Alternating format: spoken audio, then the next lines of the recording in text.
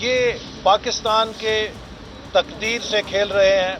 پاکستان کے مستقبل سے کھیل رہے ہیں، لہٰذا ہم دونوں جماعتیں سمجھتی ہیں کہ اس حکومت کو گھر بھیجنا ملک کے لیے، پاکستان کے عوام کے لیے ناگزیر ہو چکا ہے، اور اپوزیشن جماعتیں مل کر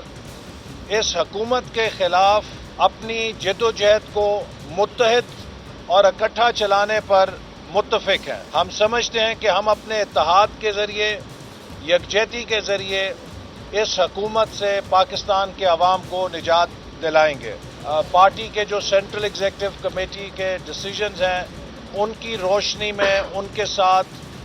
جو مل کر جد و جہد آگے چلانی ہے، اس کی تفصیلات پہ بات چیت کریں گے۔